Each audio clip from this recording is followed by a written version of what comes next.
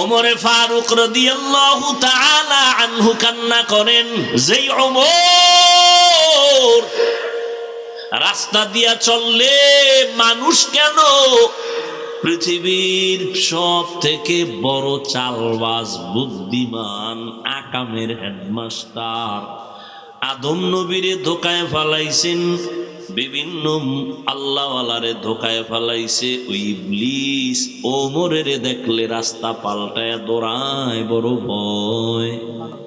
27 বছর বয়সে ঈসা ওমর নবীর হাতে হাত রাখলেন। কয় বছর? এরে 27 বছরের যুবক, তোমারও 27 বছর হয়ে গেল, তুমি মসজিদ চিনো না, মা বাবার সাথে ভালো ব্যবহার করো না। আর ওমর 27 বছরে নবীর হাতে হাত রাখলেন। রহমতের নবী মোহাব্বতের নজর দিয়ে তাকালেন, ওমর এত পাওয়ার আলা হয়ে গেল। ওমর যেই পথ দিয়া চলে ওই পথে শয়তান চলে না, ভয় পায়। সেই শয়তান আল্লাহর সামনে চ্যালেঞ্জ দিয়ে দিছে, এই শয়তান ওমরের ভয় পায়। এবার একটু বুঝো বাবা,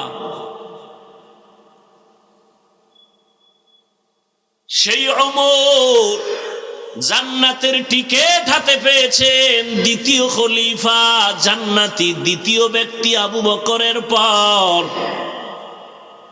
রহমতের নবী বলেন, আকাশের দিকে তাকাইয়া দেখো কত পরিমাণ তারকা আছে, কয় হাজার। বলে এটা সীমাহীন, গণনা করা যায় না। নবী বলেন, আমার ওমরের আমল সীমাহীন তারকার মতো গণনা করা যায় না। সেই ওমরের সাথেও দুশ্মনী কিছু কিছু আল্লাহর বান্দাদের বর্তমানে। দুশ্মনী কেন? 20 রাকাত তারাবির আইন কইরেন ওমর জামাত শুরু করছে, আমরা ওমরের মানি না। কারে মানো? মোহাম্মদ নবীরে মানি। কেউ যদি বলে, হাফিজ ভাই আপনারে মহব্বত করি, আপনার ছেলেরে মহব্বত করি না, আপনার দাওয়াত ছেলে আসলে দস্তরখানে জায়গা নাই, থাকবে মহব্বত? এটা কি আসলে মহব্বত? না, ডাল মে কুছ কালা হে। ওমরের মানে না, মুহাম্মদের মানে। আমগো গ্রামে কয় অতি ভক্ত চোর, অতি বেয়াদব ডাকাত। অতি ভক্ত, অতি বেয়াদব ডাকাত। ওমরে ফারুক রাদিয়াল্লাহু তাআলা আনহু কেমন মায়ার নবীর আদর্শের পাগল। কোথাও দাওয়াত দিয়েছে, খানা খাইতে বসছেন, একটা সুন্নতের উল্টা কিছু দেখতে পারতেন না ওমর। এত মজবুত ওমর। রোম সম্রাটের পক্ষ থেকে অর্ডার, ওমরের খেলাফত, ওমরের খেলাফত সহ্য করা যায় না। ওমরের এত নাম, এত দাম, এত দাপট। আসলে ওমরের বডিগার্ড কয়জন আছে?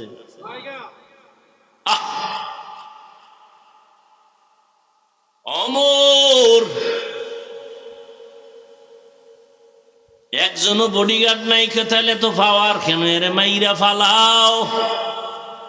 যার কোনো বডিগার্ড নাই তাকে মারতে এত বাধা কেন? কোথায় মারবো? একজনের দায়িত্ব দিল, তুমি পাইলেই মারবা, তোমার বড় পুরস্কার আছে।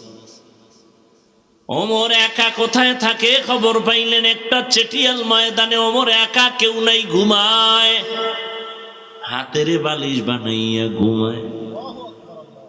রহমতের নবীর আদর্শের ওমর হাতের বালিশ বানায় ঘুমায়, পুরা রাষ্ট্রের অধিনায়ক। দুশ্মন খবর পাইয়া তরবারিটা নিয়ে খুশি মনে দৌড়ায়, এই সুযোগ হাতছাড়া করা যায় না। তরবারি নিয়ে ওমরের দিকে আগায়, দেখে শুয়ে আছে, দুই পাও কদম সামনে দেয়, আবার ভয় পেছনে যায়। আবার আগায় যাইতে যাইতে যাইতে যাইতে দীর্ঘ টাইম কিনারায় যাবে যাবে ভাব, হঠাৎ করে দেখি ওমর একা ঘুমায় না, জঙ্গলের একটা বাঘ ওমরের পাহারা দেয়। বিশ্বাস করারও তো মানে অবিশ্বাস করার মতো বেঈমানও এই জমিনে এখনো আছে, বিশ্বাস করতে চায় না। কেতনা বড় বেঈমান, বিশ্বাস করতে চায় না।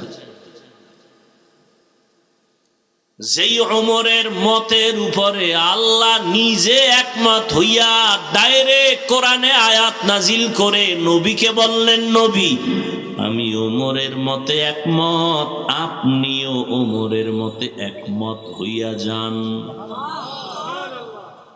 নবী কি কয় জানেননি? লাউ কানা বাদি নবিয়্যুন লাকানা উমর, আল্লাহ যদি আমার পরে নতুন আর একজন নবী বানাইতেন, ওমর হতো আমার পরের নবী।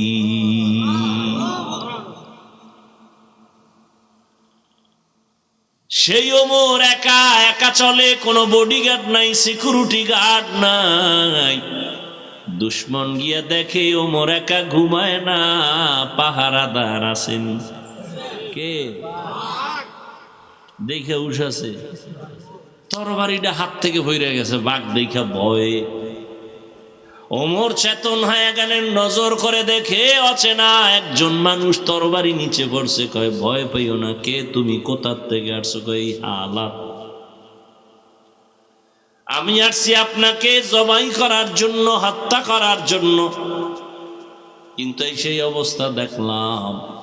বলে আমি একা চলি না, আমাদের আপন একজন আল্লাহ। রহমতের নবীর আদর্শের কারণে ওমরের দাম জান্নাতের ওপেন টিকিট চলে আসলো। কিন্তু সেই ওমর রমাজানের ঈদের দিন সবাই আনন্দ করে, ওমর দরজায় তালা লাগায় কান্না করে। সাহাবী আবু হুরায়রা রাদিয়াল্লাহু তাআলা আনহু বলেন, খলিফাতুল মুসলিমিন ঈদের আনন্দ বাদ দিয়ে কেন দরজা লাগায় আপনি কান্না করেন? ওমর বলে, রমাজান চলে গেল, তারাবি পড়লাম, কবুল হলো কিনা চিন্তা, জাহান্নামের আগুন থেকে নাজাত পেলাম কিনা চিন্তা।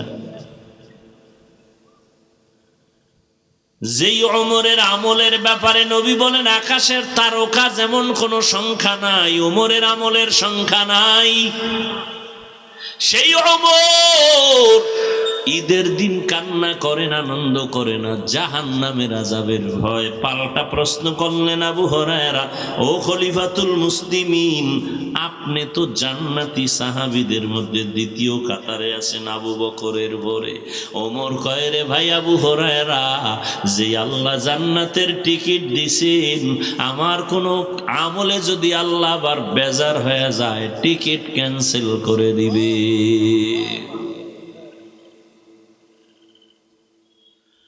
وما أرسلناك إلا رحمة للعالمين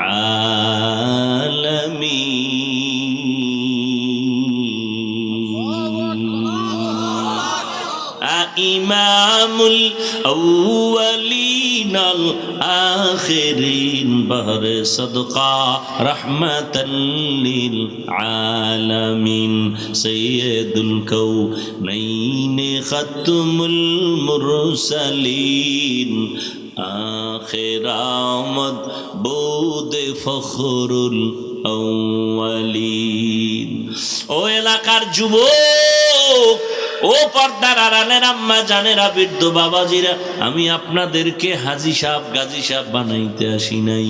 ও যুবক, আমি তোমাকে পাগড়িওয়ালা বানাইতে আসি নাই। আমি তোমাকে বাধ্য করে বলবো না যে তুমি তাবলিগে যাও, না হয় জাহান্নামী, তুমি কওমি মাদ্রাসায় যাও, না হয় তুমি ধ্বংস, একবারও বলবো না। আমি তোমাকে জোর কইরা মসজিদে ঢুকাইতে আসি নাই রে বাবা। তোমার সামনে আমার আল্লাহর কুদরতের বয়ান করে দিলাম।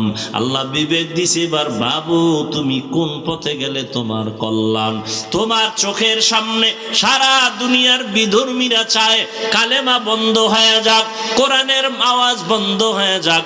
ওই ফিলিস্তিনের উপরে মুসলমানের ইসরায়েল কর্তৃক বর্বর হামলা, হাজার মুসলমান গলা দিয়ে দিতেছে, গলা কাটা শহীদ হয়ে যাইতেছে। ওই আসামের ভিতরে মুসলমান জীবন দিয়ে দিতেছে।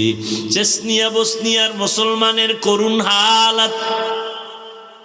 ও আল্লাহর বান্দা, এরপর তাকায় দেখো, গোটা পৃথিবীর মধ্যে একটা গজব এসেছিল, করোনা। ব্যবসায়ীর ব্যবসা বন্ধ হয়ে গেল, চাকরি বন্ধ, ট্রেন বন্ধ, ফ্যাক্টরি বন্ধ, বাস বন্ধ, দোকান বন্ধ। কিন্তু নজর কইরা দেখছো নিরে যুবক বাবারা, এই জমিনে একটা কোরআনের মাদ্রাসাও বন্ধ হয় নাই।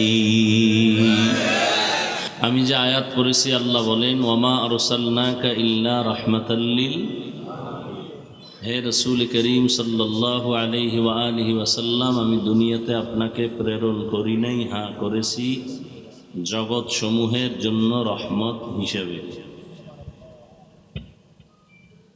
নবীজি বলেন লা ইউমিনু আহাদুকুম হাত্তা ইয়াকুনা হাওয়াহু তাবআন লিমা জিতু বি। দুনিয়াতে কোনো মুমিন পরিপূর্ণ মুমিন হতে পারবে না যতক্ষণ পর্যন্ত আমি রসুল যা নিয়ে আসছি এর উপরে পূর্ণ আস্থা না থাকবে, মোহাব্বত না থাকবে। আমি রসুল যা নিয়ে আসছি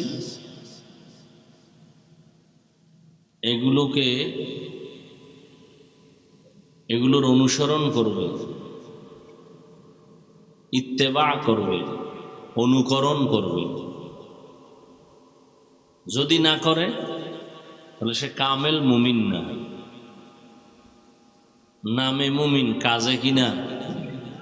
নবী যা নিয়ে আসছেন তা অনুযায়ী চলতে হবে, নবী যা নিয়ে আসছেন এগুলোকে মানতে হবে। নবী কি নিয়ে আসছেন? নবী আসছেন কেন?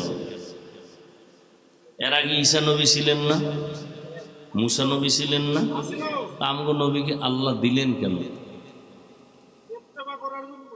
তাহলে আল্লাহ পাক রব্বুল আলামিন নবীকে পাঠাইছেন, উম্মতের উত্তম আদর্শ নিয়ে আসবে, উম্মত তা ফলো করবে, দুনিয়াতেও শান্তি পাবে, সম্মান পাবে, আখিরাতে মুক্তি পাবে, জান্নাত পাবে। নবী কি নিয়ে আসছেন? আল্লাহর কোরআন বলে নবী নিয়ে আসছেন উত্তম আদর্শ। লাকাদ কানা লাকুম ফি রাসূলিল্লাহি উসওয়াতুন হাসানাহ। আল্লাহ বলেন নবীজির মধ্যে তোমাদের জন্য অনেক সুন্দর আদর্শ আছে, যেটা আর কারো মধ্যে নাই, যেটা মানলে শুধু শান্তি আর শান্তি, সম্মান আর সম্মান, অশান্তিও নাই, অসম্মানও নেই। এটা সেই ১৫০০ বছর আগে আল্লাহ কোরআন নাজিল করছেন, তখনের কথা। ঠিকই নবীকে যারা মানছেন আজও তাদের ইতিহাসের পৃষ্ঠায় স্মরণাক্ষরে নাম। এখনো যারা ১৫০০ বছর পরে নবীকে মানে তাদের সম্মানও আছে, শান্তিও আছে। বলে কতটুকু আছে? যার কাছে রসুলের আদর্শ যতটুকু আছে তার কাছে ততটুকু সম্মান আছে, যার কাছে যতটুকু রসুলের আদর্শ নাই তার কাছে ততটুকু সম্মানও নাই। সোজা কথা, পেশ নাই, কোনো সহজ কথা। ইহুদি, বিধর্মী, খ্রিস্টান যারা আমরা মনে করি ওরা ইসরায়েল, রাশিয়া, আমেরিকা, এরা সব পরাশক্তি বলা হয়, পৃথিবীর মধ্যে সর্বোচ্চ ক্ষমতাধর। কিন্তু আল্লাহ দেখছেননি কৌশলে কেমনে কি করে রাখছেন। সারা দুনিয়ার বেঈমান মুসলমানের চাকর। মুসলমানের প্লেন বানায় কেডা? মুসলমান। কারা? বিধর্মীরা, ঠিক না? বিমান, কম্পিউটার, মোবাইল, যত কিছু এই ফ্যান ঘুরতেছে, মেশিন চলতেছে, কোনো মুসলমান বানায় নেই, মুসলমানের সময় নেই। যারা আসল মুসলমান এগোয় আকাম করার কি নেই, সময় নেই। এরা আল্লাহর কাম কইরেই সময় শেষ করতে পারে না। এই কাম করবে ওরা, আমগো থেকে টাকা নিবে, নে ফ্যান লাগবে, টাকা নে, বানা তুই। আমার ফ্যান বানানোর সময়, তুই বানাবি, বাতাস খামু আমি, বিনিময়ে টাকা নিবি। কথা বুঝেন নেই? এখন বলবেন বাংলাদেশেও তো ফ্যান বানায়। আরে ফ্যান বানায় মেডিসিন, মেটেরিয়ালস, মেশিনারি, এটি কৈতন নিয়ে আসছে, বাহির থেকে নিয়ে আসছে। আসলে ওদের সম্মান নেই। পৃথিবীতে এখনো রসুলের আদর্শওয়ালারাই সর্বোচ্চ সম্মানে আছে এখনো। আবার রসুলের উম্মতের মধ্যে যারা কোরআনওয়ালার, তারা এখন সবার উপরে সম্মানিত। কি অসম্মানে আছে এরকম কোনো প্রমাণ আছে? সম্মানের মানদণ্ড কি বানাইছেন আপনারা তা তো জানি না। অনেকে যদি মনে করে টাকা, তাহলে হুজুর গোদারে তো টাকা নেই, সম্মানও নেই। আসলে কি সম্মানের মানদণ্ড টাকা? হ্যাঁ, বহু টাকাওয়ালাও তো জুতার বাড়ি খায়, সম্মান গেল কই? হ্যাঁ, টাকা তো ব্যাঙের কাছে আছে, সাপের কাছে আছে, জিনুকের মধ্যে মুক্তার দানা আছে। টাকার কোনো দাম আছে মেয়ে? টাকা দিয়ে কি হয়? ওই একজনে উপজেলা নির্বাচনে প্রার্থী হইয়া 25 কোটি টাকা খরচ করছে। কত? একজনে খরচ করলে আরো তো 6 জন আছে, আছে না? এরা সব ভোর রাত্রে হাদিয়া নিয়ে বাড়ি বাড়ি গেছে। আর আমগো ভোটার মুসলমান হাজি সাহেব, গাজী সাহেব নিমক হারাম, বেহায়া, বেলাজা, এক বোটরে 10 বেচা দিয়ে হারাম খেয়েছে। কি বুঝাইলেন? আপনারা কেউ খান নাই?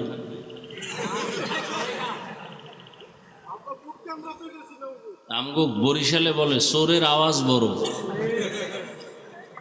যেই জোরে কইছেন মনে হয় আপনারা সুফি সাপ, আকামে কেউ নাই। আপনারা হাসেন, আপনার মতো ইতর আছে দুনিয়ায়।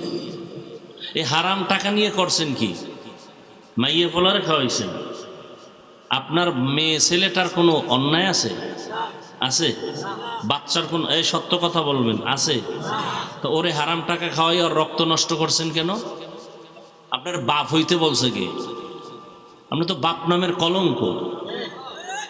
আপনি সন্তানের রক্ত নাপাক করলেন কেন? স্ত্রীর অপরাধ কি? তার রক্ত নাপাক করলেন কেন? চুরির টাকা নিয়ে, চুরির টাকা দিয়া বাজার করে সন্তানকে খাওয়াইয়া সন্তানের ভেতরের পবিত্র রক্তটাকে নাপাক করলেন কেন? কে দিয়েছে অধিকার আপনাকে? আপনি বাপ হইলেন কেন? হালালভাবে চলতে পারবেন না, সন্তানকে চালাইতে পারবেন না, সন্তান নিলেন কেন? বিবাহ করলেন কেন? বিয়া না করার একটা রাস্তা তো আল্লাহর রসুল হাদিসে বলে দিছেন। এই বে, কথা বলেন কেন?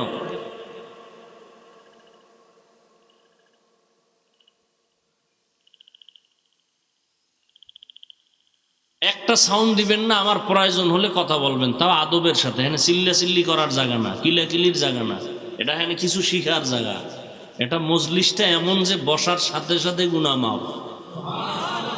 ভদ্রতার সাথে বসবেন, আদব রক্ষার সাথে কথা বলবেন, চুপও থাকবেন না, চিৎকারও দিবেন না। এটা কোনো কিলাকিলির প্যান্ডেল না। এটা এমন একটা প্যান্ডেল যে আওয়ামী লীগ, বিএনপি দলাদলি আছে সারা দুনিয়া জোড়া, কিন্তু এখানে এই প্যান্ডেলে কোনো দলাদলি নাই, কারণ এখানে সব দলের লাইনের লোক হাজির, কারোর মধ্যে কোনো দূরত্ব নেই। অতএব বুঝতে হবে প্যান্ডেলটা বড় দামি। এতগুলো মানুষ যদি কোনো দুনিয়াদার টাকাওয়ালা বসাইতে চাইতো, গাড়ি ভাড়া দেওয়া লাগতো, পুলিশ লাগতো, র্যাব লাগতো, কত মানুষ লাগতো নিয়ন্ত্রণ করার জন্য, নাস্তা লাগতো, বিছানা লাগতো। আর এখানে কিচ্ছু লাগেনি। অতএব বুঝতে হবে ভিন্ন মজলিস থেকে এটা আলাদা, এটা দুনিয়ার মজলিস না, এটা একমাত্র আখেরাতের সওয়াবের মজলিস। এটা একটা অপারেশন থিয়েটার, মানুষের কলবের অপারেশন হয়। অপারেশন থিয়েটারে যখন রুগীরে ঢুকায়, তখন রুগীর আপন কেউ ঢুকতে পারে কি? আপনাদের জানা থাকলে বলেন। পারে? পারে না। বরং আরো সাইন দিয়ে দেয়, মরে গেলে কিন্তু দাবি নাই। ভেতরে ঢুকায় না কেন? ওই সময় এরপরও অপারেশন সাকসেস হওয়ার পরেও দুই একজন ঢুকে একটু পরে, তাও কি এই দুনিয়ার পোশাক নিয়ে ঢুকতে পারে? ওগো আলাদা পোশাক আছে না, এটা একটা অপারেশন থিয়েটার। ওটা তো দেহের অপারেশন হয়, আর এটা রুহের অপারেশন হয়, এটা আরো কঠিন।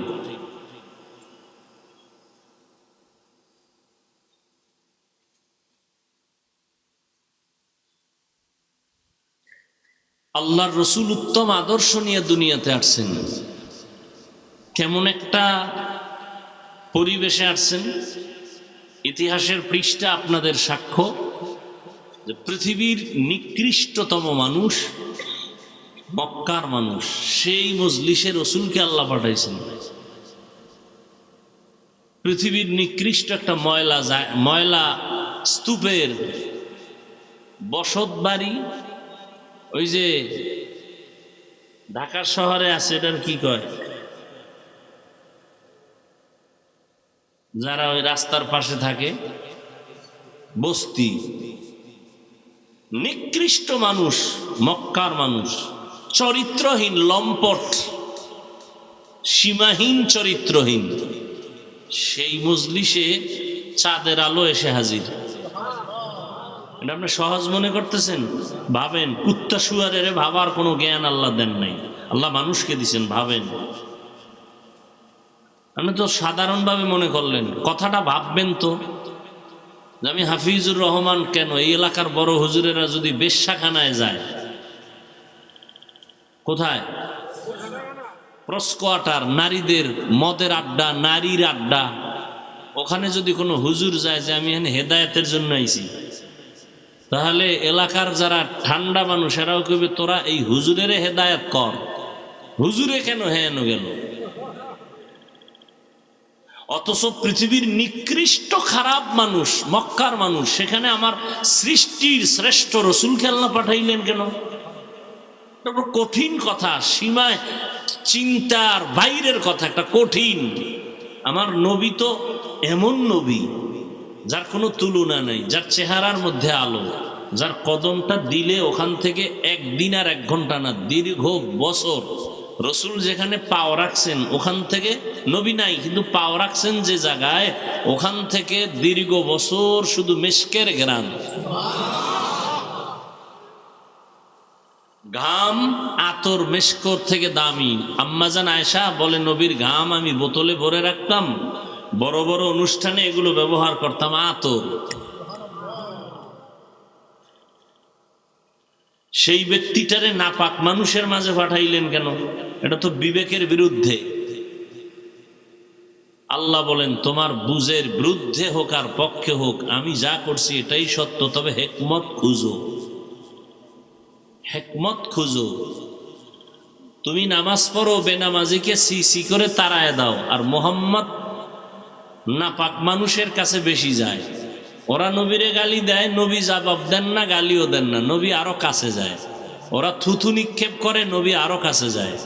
ওরা গালি দেয়, নবী আরো কাছে যায়। ওরা বিরোধিতা করে, নবী আরো কাছে যায়। মানুষের মন জয় করে ফেলেছে।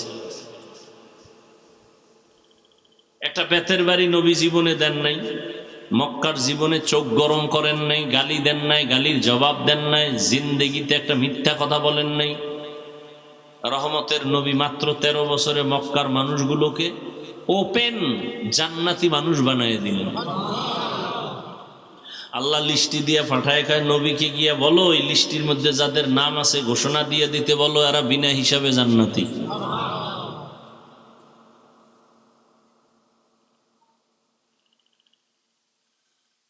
নবীর আদর্শ কই আর আমাদের আদর্শ কই? দাবি তো করি আশেক রসুল, দাবি তো করি মুসলমান, অথচ চেহারার দিয়ে তাকাইলে কোনো নমুনা নাই, কোনো নমুনা নেই।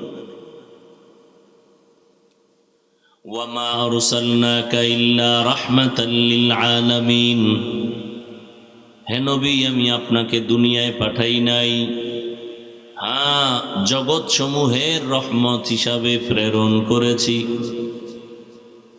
রহমতের নবীকে আল্লাহ জগৎ সমূহের রহমত করে পাঠাইছেন।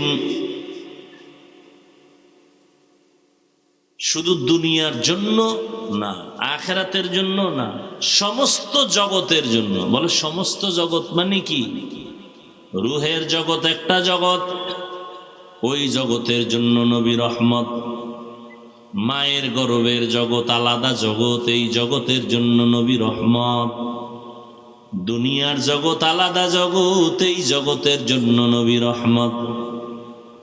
কবরের জগৎ আলাদা জগৎ, এই জগতের জন্য নবী রহমত। হাসরের ময়দানের জগৎ আলাদা জগৎ, ওই জগতের জন্য নবী রহমত। জান্নাত ও জাহান্নামের জগৎ ভিন্ন জগৎ, ওই জগতের জন্য নবী রহমত। আল্লাহ বলেন, হে নবী, আমি আপনাকে দুনিয়ায় পাঠাই নাই, হ্যাঁ আমি জগৎ সমূহের রহমত করে পাঠিয়েছি। নবীর জিন্দেগীর সবটাই রহমতে ভরা। নবীর জীবনে কোনো মিথ্যা কথা নাই, কোনো গালি নাই, গালির জবাব নাই। চোখ গরম করে নবী কারো দিকে তাকান নাই।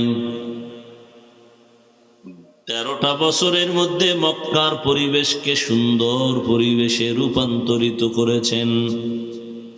যারাই নবীর আদর্শ গ্রহণ করেছেন, আল্লাহ তাদেরকে দুনিয়ায় চমকায় দিয়েছেন, হাসরের ময়দানে আল্লাহ তাদের আরো চমকায় দিবেন। রহমতের নবী, দুনিয়ার জগতের জন্য রহমত, রূহের জগতের জন্য রহমত, মায়ের গর্ভের জগতের জন্য রহমত, কবর জগতের জন্য রহমত, হাসরের ময়দানের জন্য নবী রহমত। দুনিয়ার জগতের জন্য নবী রহমত, তাও আবার আলাদা আলাদা ভাগ। নবী শুধু মুসলমানের জন্য রহমত না, বিধর্মীদের জন্য নবী রহমত। নবী শুধু পুরুষের জন্য রহমত না, নারীদের জন্য নবী আলাদা রহমত। নবী যেমন মানুষের জন্য রহমত, জিনের জন্য রহমত, নবী শয়তানের জন্য রহমত। শয়তান নবী কয়, আমারেও শয়তান ধোঁকা দেয়, কিন্তু আমি এডারে লাইনে ফালাইয়া বুদ্ধি কইরে এডারে কালেমা পড়ায় ফেলাইছি, এডারে আমি মুসলমান বানায় ফেলছি, আর আমাকে ধোঁকা দেওয়ার কোনো সুযোগ নাই। নবী জিনের জন্য রহমত, জঙ্গলের প্রাণীদের জন্য নবী রহমত, গাছের জন্য নবী রহমত, মাছের জন্য নবী রহমত, পশুর জন্য নবী রহমত, উড়ন্ত পাখির জন্য রহমত, গর্তের পিপিলিকার জন্য আমার নবী রহমত। একটা একটা আলাদা। নবী গাছের জন্য কিভাবে রহমত? খেজুর গাছে টেক লাগায়া, একটা মরা খেজুর গাছ, নবী টেক লাগায়া জুমার খুতবা পড়েন, ঈদের খুতবা পড়েন। কিছুদিন পরে সাহাবায়ে কেরাম আবদার জানাইলেন, নতুন একটা মিম্বর বানান খুতবা পড়ার জন্য, এই গাছটাকে বাদ দেন। নবী কয়, দাও। নবী যখন নতুন মিম্বর বানাবার সিদ্ধান্ত নিলেন, মানুষ কানলে যেমন আওয়াজ হয়, মরা খেজুর গাছের থেকেও কান্নার আওয়াজ। এটা কেমনে সম্ভব? এটা কেমনে সম্ভব? যুক্তিতে ধরে না। তোমার যুক্তির মেমোরির সীমানা কত? 1 GB না 2 GB? তোমার মেমোরির জিবি কত? দুনিয়াতে যেই বাচ্চা আসলো, শিশু বাচ্চা, ও যখন আব্বু বলে ডাক দেয়, আম্মু বলে ডাক দেয়, আব্বুরে আব্বু কয়, আম্মুরে আম্মু বলে, ভিন্ন কাউকে আব্বু বলে না, আম্মু বলে না। ওর মধ্যে একটা বুঝ আছে, মেধাস। আমারও মেধা আছে, সন্তানেরও আছে, তবে এক নাকি। কেন এক না? বলে মেমোরির ডিজাইন এক, মেমোরির কালার এক, ভেতরের জিবি এক।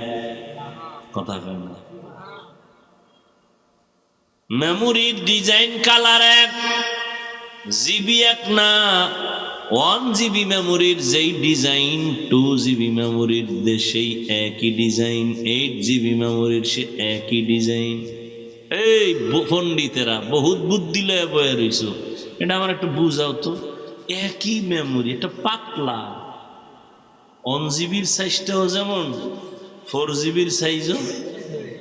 তাহলে পাওয়ার কোনটার বেশি? কথা হয় না। কারণ কি? সাইজ তো এক, এটার পাওয়ার এমনি আলাদা হইল কেমনি? বাস এটা নিয়ে গবেষণা কর। মাথার সাইজ সমান, কিন্তু ভেতরের জিবি সমান না। এই কারণে তুমি টুপি পরতে লজ্জা পাও, আমি টুপি না পরলে লজ্জা পাই।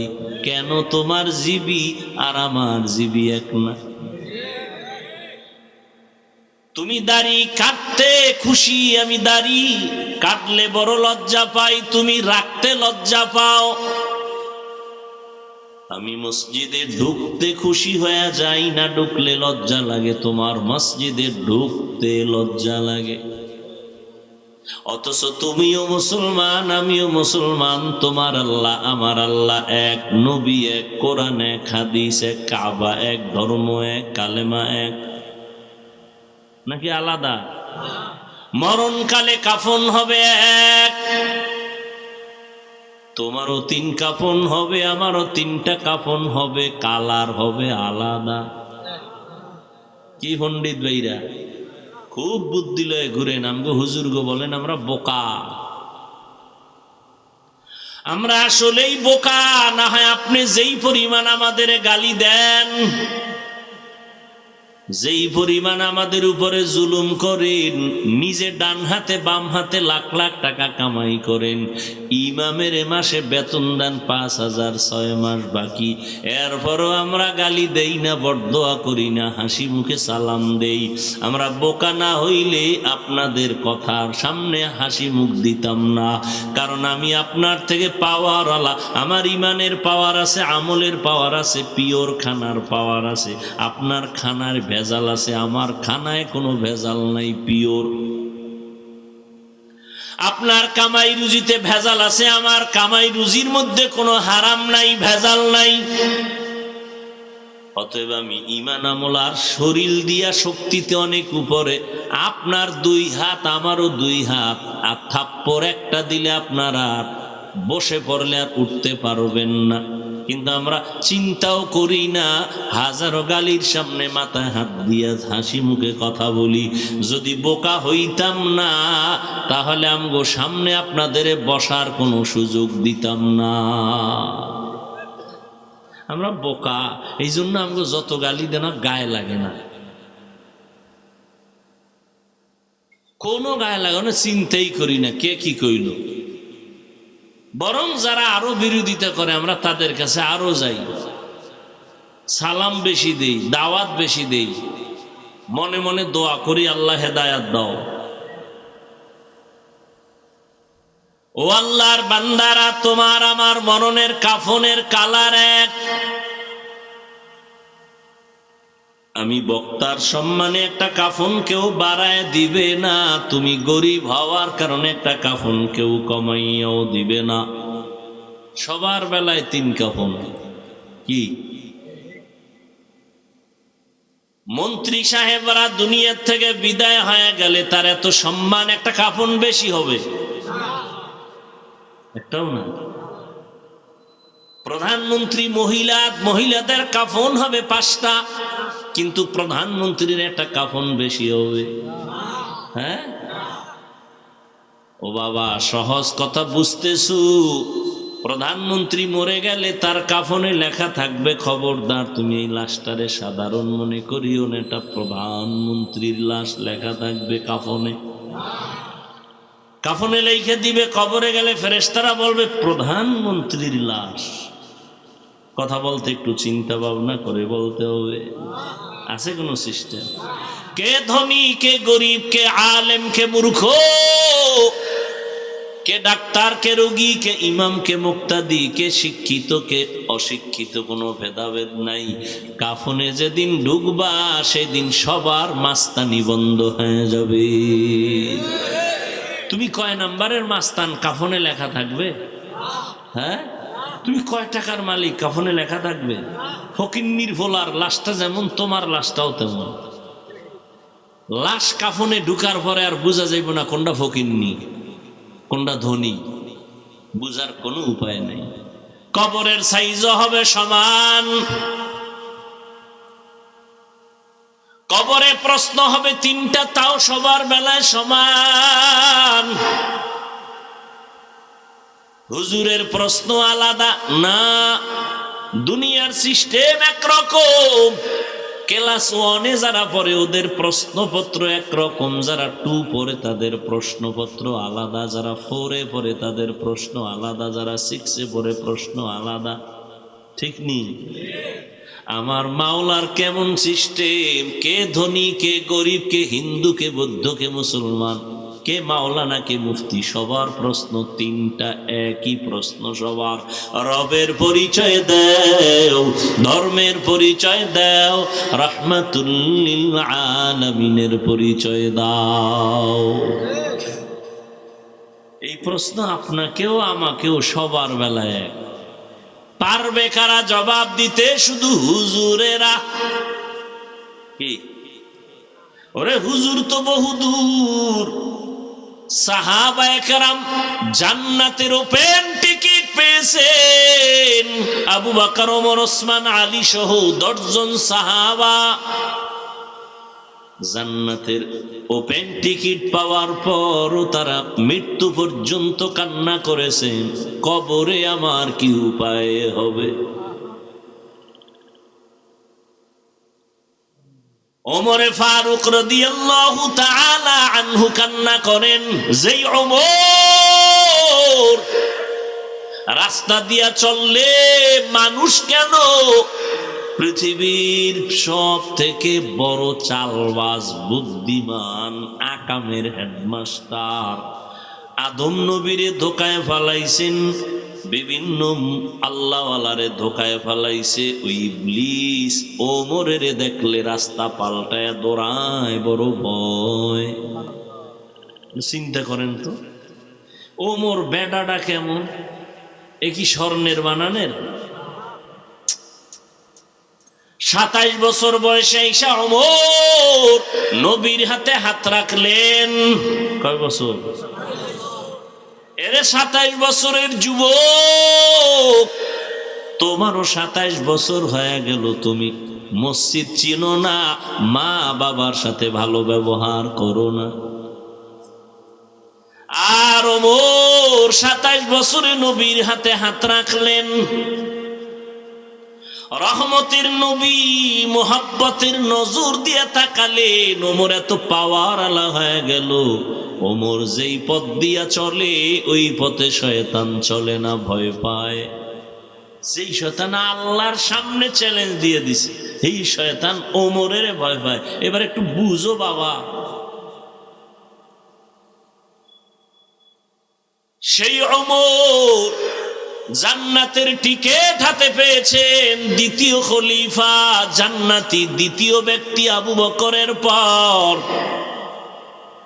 রহমতের নবী বলেন, আকাশের দিকে তাকাইয়া দেখো কত পরিমাণ তারকা আছে, কয় হাজার।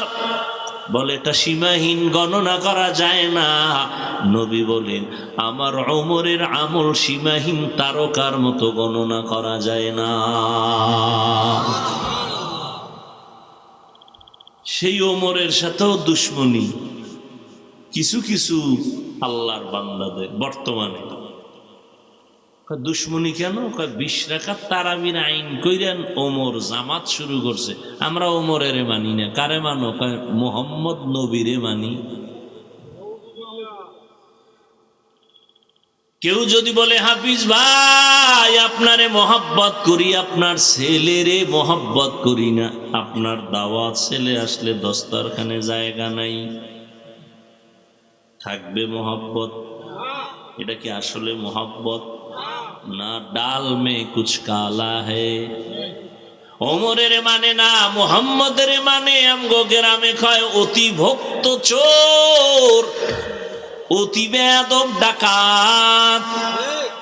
অতি ভক্ত, অতি বেয়াদব ডাকাত। ওমরে ফারুক রাদিয়াল্লাহু তাআলা আনহু কেমন মায়ার নবীর আদর্শের পাগল। কোথাও দাওয়াত দিয়েছে, খানা খাইতে বসছেন, একটা সুন্নতের উল্টা কিছু দেখতে পারতেন না ওমর। এত মজবুত ওমর। রোম সম্রাটের পক্ষ থেকে অর্ডার, ওমরের খেলাফত, ওমরের খেলাফত সহ্য করা যায় না। ওমরের এত নাম, এত দাম, এত দাপট। আসলে ওমরের বডিগার্ড কয়জন আছে?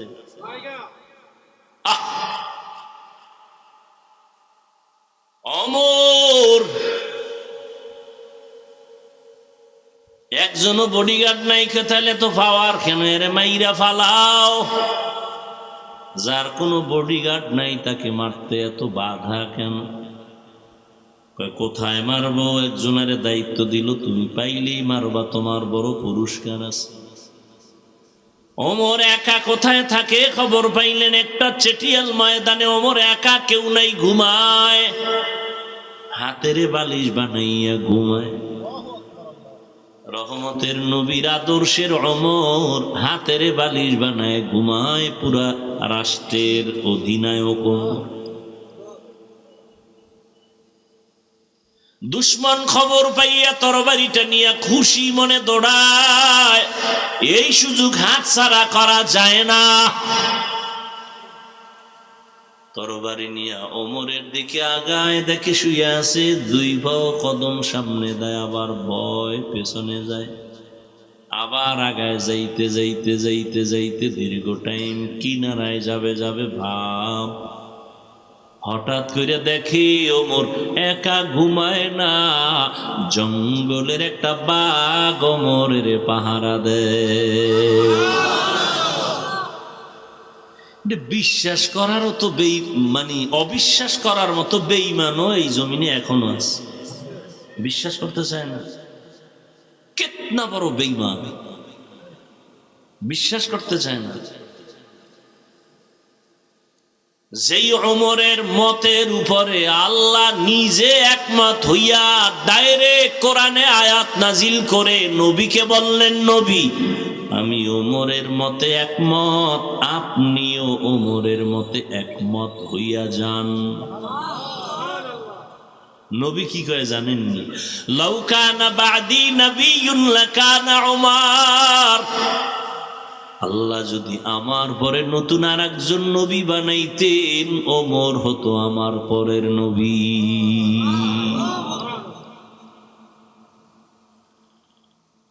সেই ওমর একা একা চলে, কোনো বডিগার্ড নাই, সিকিউরিটি গার্ড নাই।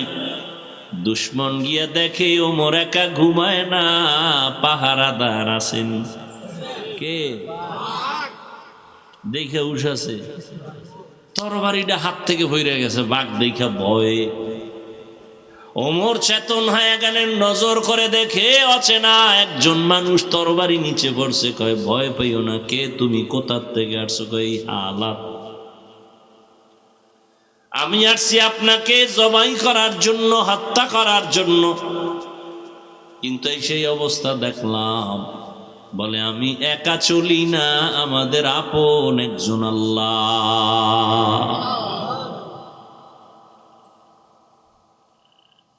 রহমতের নবীর আদর্শের কারণে ওমরের দাম, জান্নাতের ওপেন টিকিট চলে আসলো। কিন্তু সেই ওমর রমজানের ঈদের দিন সবাই আনন্দ করে, ওমর দরজায় তালা লাগায় কান্না করে। সাহাবী আবু হুরায়রা রাদিয়াল্লাহু তাআলা আনহু বলেন, খলিফাতুল মুসলিমিন, ঈদের আনন্দ বাদ দিয়ে কেন দরজা লাগায় আপনি কান্না করেন? ওমর বলে, রমজান চলে গেল, তারাবি পড়লাম, কবুল হলো কিনা চিন্তা, জাহান্নামের আগুন থেকে নাজাত পেলাম কিনা চিন্তা। যেই ওমরের আমলের ব্যাপারে নবী বলেন আকাশের তারকা যেমন কোনো সংখ্যা নাই, ওমরের আমলের সংখ্যা নাই। সেই ওমর ঈদের দিন কান্না করেন, আনন্দ করে না, জাহান্নামের আযাবের ভয়। পাল্টা প্রশ্ন করলেন আবু হুরায়রা, ও খলিফাতুল মুসলিমিন, আপনি তো জান্নাতি সাহাবীদের মধ্যে দ্বিতীয় কাতারে আছেন, আবু বকরের পরে।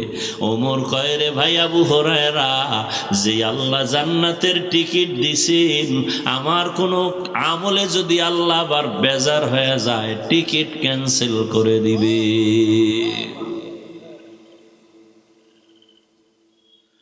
وما أرسلناك إلا رحمة للعالمين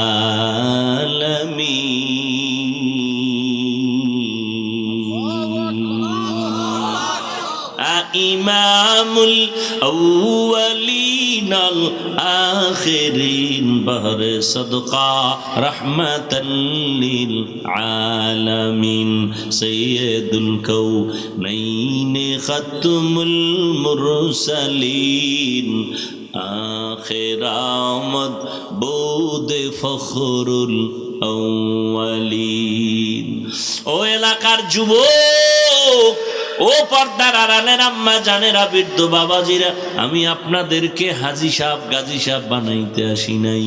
ও যুবক, আমি তোমাকে পাগড়িওয়ালা বানাইতে আসি নাই। আমি তোমাকে বাধ্য করে বলবো না যে তুমি তাবলিগে যাও, না হয় জাহান্নামী, তুমি কওমি মাদ্রাসায় যাও, না হয় তুমি ধ্বংস, একবারও বলবো না। আমি তোমাকে জোর কইরা মসজিদে ঢুকাইতে আসি নাই রে বাবা। তোমার সামনে আমার আল্লাহর কুদরতের বয়ান করে দিলাম। আল্লাহ বিবেক দিছে, এবার ভাবো তুমি কোন পথে গেলে তোমার কল্যাণ। তোমার চোখের সামনে সারা দুনিয়ার বিধর্মীরা চায় কালেমা বন্ধ হয়ে যাক, কোরআনের আওয়াজ বন্ধ হয়ে যাক। ওই ফিলিস্তিনের উপরে মুসলমানের ইসরায়েল কর্তৃক বর্বর হামলা, হাজার মুসলমান গলা দিয়ে দিতেছে, গলা কাটা শহীদ হয়ে যাইতেছে। ওই আসামের ভিতরে মুসলমান জীবন দিয়ে দিতেছে। চেচনিয়া বসনিয়ার মুসলমানের করুণ হালাত। ও আল্লাহর বান্দার পর তাকায় দেখো, গোটা পৃথিবীর মধ্যে একটা গজব এসেছিল, করোনা। ব্যবসায়ীর ব্যবসা বন্ধ হয়ে গেল, চাকরি বন্ধ, ট্রেন বন্ধ, ফ্যাক্টরি বন্ধ, বাস বন্ধ, দোকান বন্ধ। কিন্তু নজর কইরা দেখছো নিরে যুবক বাবারা, এই জমিনে একটা কোরআনের মাদ্রাসাও বন্ধ হয় নাই। আর কেমনে বুঝাইলে বুঝবা? আসলে বুঝাইলে বুঝবে এটা ব্যাপার না, কারণ আমি হাফিজুর রহমান কেন, আমার স্বয়ং নবীও বুঝাইয়া আবু জাহিলকে লাইনে আনতে পারে নাই। আবু জাহিল এত বড় বেঈমানের বাচ্চা, বেঈমান, হাতের মুষ্টির মধ্যে পাথর নিয়ে কয়, ও ভাতিজা মোহাম্মদ কি আছে বলতে পারবানি? নবী কয়, বললে লাভ কি? কয়, কালেমা পড়বো। নবী কয়, আমি বলতে পারি না, কারণ আমি গাইবের মালিক না। নবী কয়, ওই আমার চাচা আবু জাহালের হাতে কি আছো, তোরা একটু নিজেরা আওয়াজ দে। নবী বলতে দেরি হয়, পাথরগুলো কালেমার আওয়াজ দিতে দেরি করে না। ওই বেঈমান নিকৃষ্ট নিকৃষ্ট দাজ্জাল পাথরগুলো মাটির মধ্যে ফালায় কয়, মোহাম্মদ তুমি বড় জাদুকর, আমি বুঝাইলেই তুমি টুপিওয়ালা হবা না। নবীজির বুঝানের মধ্যে কোনো ভেজাল নাই, নবীর চরিত্রে কোনো ভেজাল নাই, নবীর জবানের মধ্যে কোনো নাপাক নাই। সেই নবীর 13 বছরের বয়ানে আবু জাহাল বুঝে না, কালেমা পড়ে না। আর আমার বয়ানেই যে তুমি কালেমাওয়ালা হবা, তওবা করবা, নামাজ পড়বা, চিন্তাও করা যায় না। তবে বলার দায়িত্ব আমার, মানবা কিনা সেই দায়িত্ব তোমার। ও আল্লাহর বান্দারা, তুমি ডানে বামে দৌড়াও, টাকা কামাই করো ডানে বামে, কই আমরা হালাল ভাবে চলি, আল্লাহর ভয় নিয়ে চলি। কই একজন হুজুরও তো করোনায় না খাইয়া মরে নাই, মরছে? একজন হুজুরের সম্মান কমছে? তোমার চোখের সামনে হুজুর বাদ দাও, হুজুর বাদ দাও, তোমার লাইনে যাও, তুমি স্কুলে পড়ো, কলেজে পড়ো, চাকরি করো, ব্যবসা করো, তোমার লাইনে দেখো। জীবনে কোনোদিন মাদ্রাসায় পড়ে নাই, কিন্তু তোমার লাইনে থাইকা স্কুলে পড়ে, কলেজে পড়ে, চাকরি করে, ব্যবসা করে, RAB, army, police, BDR, professor, doctor, engineer, MP, মন্ত্রী, চেয়ারম্যান, মেম্বার, 5 বেলার নামাজ পড়ে, সম্মানের সাথে আছে। মিথ্যা না সত্য? তুমি কেন পারো না রে বাবা? তোমার মতো যুবক রাস্তায় গাড়ি চালায়, সময় মতো নামাজ পড়ে, তুমি কেন পারো না? তোমার মতো যুবক কৃষি কাজ করে, ময়দানে গামছা বিছাইয়া নামাজ পড়ে, ঠিক নি? বলো তুমি কেন পারো না?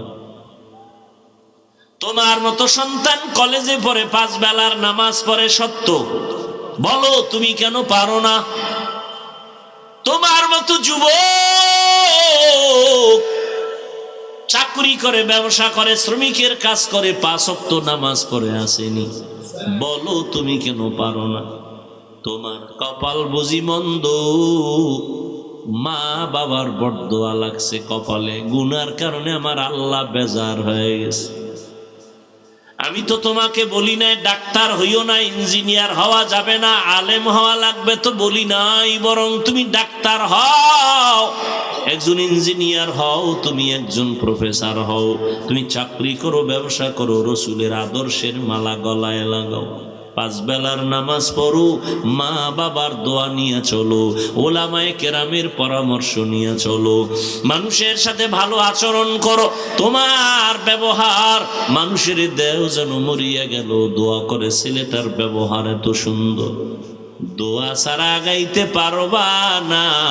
এর মধ্যে মুরব্বীদের দোয়া লাগবে, বড় দোয়া নিলে কোনোদিন সম্ভব না। শিক্ষকের সাথে পাওয়ার দেখাও না, কিসের পাওয়ার? মা বাবার সাথে মেজাজ দেখাও, আর মানুষ পাইলি না, মা বাবার সাথে মেজাজ দেখাইলি। বেয়াদবি সব জায়গায় চলে না, মেজাজ দেখানো সব জায়গায় যায় না, মা বাবার সাথে মেজাজ চলে না, শিক্ষকের সাথে পাওয়ার চলে না। পাওয়ার দেখাবি, মরার আগে বিছানায় পঙ্গু হয়ে থাকবি। আর আল্লাহর কাছে মাপ চাইলেও তোর ক্ষমা নাই, বাইতুল্লাহ ধইরা লাব্বাইক বইলা কানলেও তোর ক্ষমা নাই, কারণ শিক্ষক যদি ক্ষমা না দেয় আল্লাহও দিবেন না, মা বাবা ক্ষমা না দিলে আল্লাহও দিবেন না, কারণ এটা বান্দার হক। এখনো সময় আছে, তওবা করো, মনেরে বুঝাও। তোমার মতো যুবক যদি স্কুল কলেজে পড়িয়া নামাজ পড়ে, মা বাবার দোয়া নিয়ে চলে, তুমি কেন পারো না? তোমার মতো যুবক যদি দিনের লাইনে আসতে পারে, জেনারেল লাইনে থাইকে তুমি কেন পারবা না? কই দিনের লাইনে চলার কারণে লেখাপড়া বন্ধ হয় নাই, ব্যবসায়ীর ব্যবসা বন্ধ হয় নাই, চাকরিজীবীর চাকরি যায় নাই। আসলে তোমার মনের দুর্বলতা, শয়তান তোমার উপরে গালেব হয়ে গেছে। রহমতের নবীর আদর্শের মালা গলায় লাগাও। ১৫০০ বছর আগে নবী চ্যালেঞ্জ দিয়ে গেছেন, যারা আমার আদর্শ ধরে রাখবা তাদের সম্মান কখনো নষ্ট হবে না। এরে নবীরা শেখ উম্মতের দল, রহমতের নবী আসছেন, যুবকদের সুসংবাদ দিয়া গেছেন। যুবকেরা নবীর উপকার করেছে, বুড়ারা নবীর বিরোধিতা করেছে। ও যুবক, আজ তোমার দ্বারা নবীর উপকার হবে, সুন্নতের আমল হবে, তোমার দ্বারা কেন সুন্নত জবাই হয়? ও পর্দার আড়ালের আম্মা জান, এমন এক সময় নবী মক্কা নগরীতে আসছেন, নারীদেরকে ওরা পছন্দ করে না। কন্যা সন্তান হলেই বাবা গলা টিপে হত্যা করে মেরে ফেলে লজ্জায়।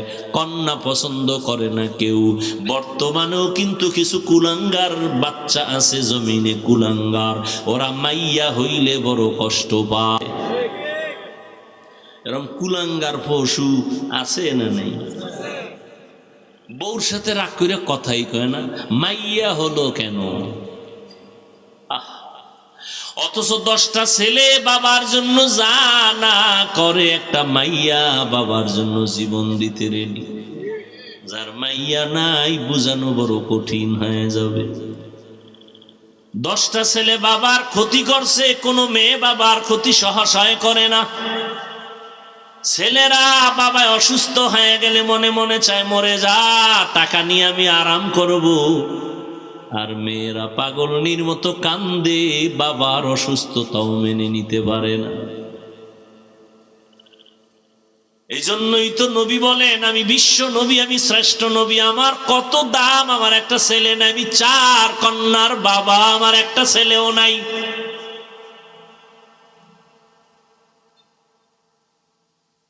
মক্কার মুশরিকরা বলছিল মুহাম্মদ মইরা গেলে ওর বংশ রক্ষা করার কেউ নাই, ছেলেও নাই। অথচ দুনিয়াতে বর্তমানে নবীর বংশ রক্ষার জন্য উম্মতের অভাব নাই, জীবন দেওয়ার জন্য প্রস্তুত। আর যারা এই অপবাদ দিছিল ওদের নাম দুনিয়ার কেউ জানে না।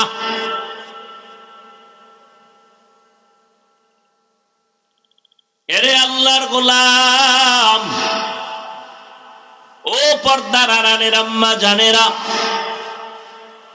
রহমতের নবী এসে কন্যাদের ইজ্জত বাড়ায় দিলেন, নারীদের ইজ্জত বাড়ায় দিলেন। হত্যা চলবে না, সুসংবাদ দিলেন, এ কন্যার বাবারা, একটা কন্যা যদি পাও আল্লাহর ওয়াদা, তুমি একটা জান্নাতের মালিক। তুমি যদি 2 কন্যার বাবা হতে পারো, 2 কন্যা পাইছো না জানো, তুমি 2 জান্নাতের মালিক।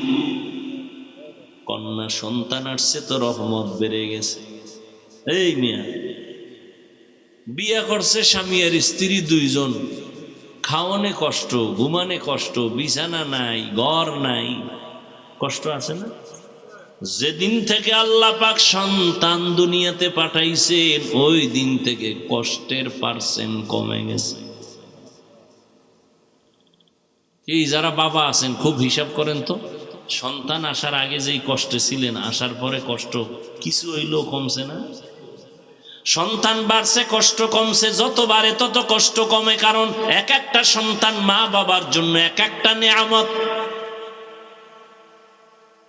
কন্যা সন্তান আসলে মা বাবার সংসার আরো ধন্য হয়, আরো দামি হয়। কেমনে বুঝাবো? ওই কুলাঙ্গার গুলোকে বুঝানো যায় না।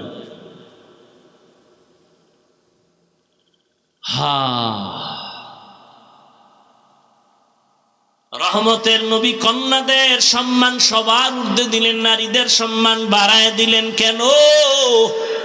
নারীরা সমস্ত নবীদের মায়ের মতো মা, সাহাবায়ে কেরামের মায়ের মতো মা, আলেমের মা, হাফেজের মা।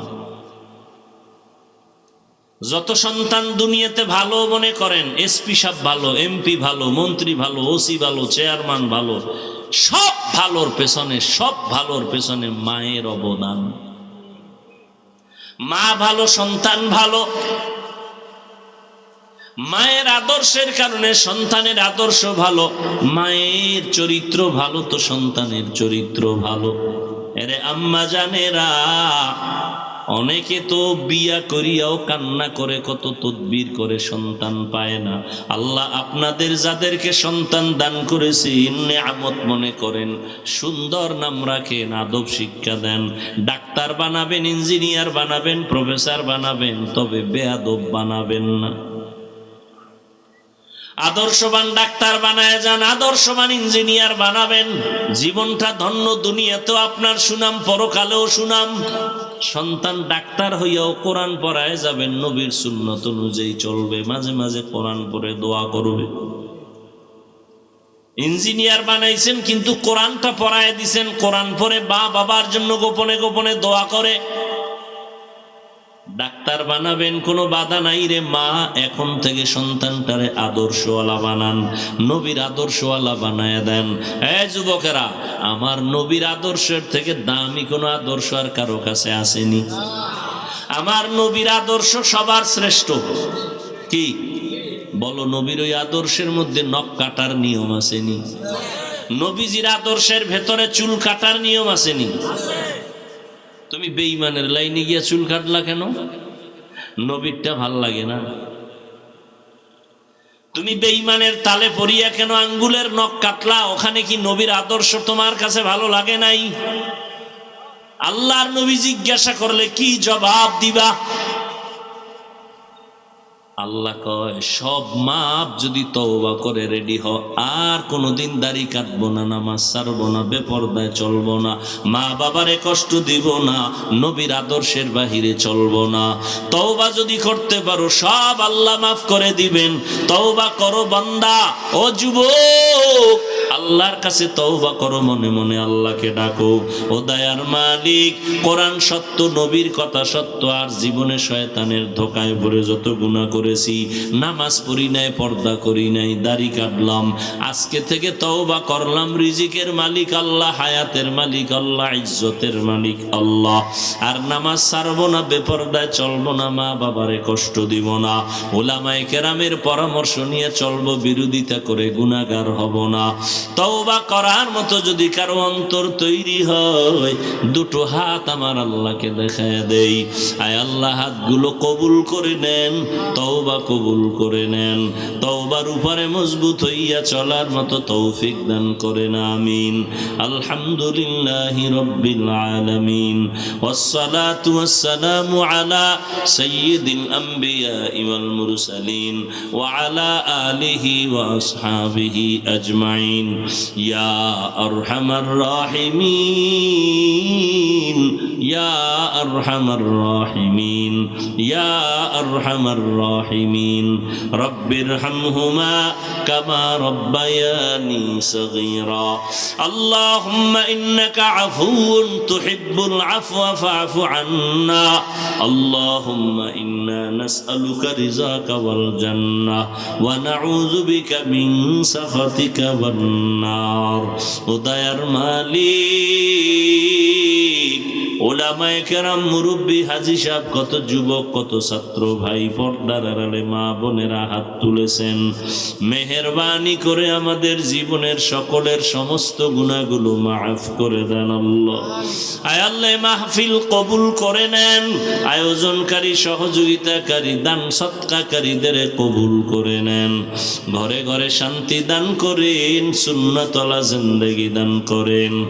আয় আল্লাহ, সারা দুনিয়াবাসীকে মাফ করে দেন, ফিলিস্তিনের মুসলমানদের উপরে রহমত দান করেন, ইসরায়েলের জালেমদের জুলুম থেকে হেফাজত করেন, বিদেশের ঘরে প্রবাসে আমার ভাই বোন যারা আছে হেফাজত করেন, হালাল ভাবে রুজি রোজগারে বরকত দান করেন, হারাম থেকে হেফাজত করেন, বাংলাদেশ শান্তির দেশ বানায়া দেন, প্রশাসনিক ভাবে যারা কাজ করে জনপ্রতিনিধির দায়িত্বে যারা দিনদার বানায়া দেন, উলামায়ে আহলে হকের বিজয় দান করেন, বাতিলের মোকাবেলায় বিজয় দান করেন। ও আল্লাহ, মিথ্যা মামলা থেকে কুদরতের দ্বারা মুক্তির ব্যবস্থা করে দেন আল্লাহ। আয় আল্লাহ, চক্রান্তকারী, ষড়যন্ত্রকারী দুশ্মন, জাহিরি বাতিনি দুশ্মন থেকে হেফাজত করেন। ও আল্লাহ, দিনের নিসবতে আমাদের মাফ করে দেন। আয় আল্লাহ, আমরা যারা হাত তুলেছি জানি না কার মা নাই, কার বাবাও নাই, মেহেরবানি করে সবার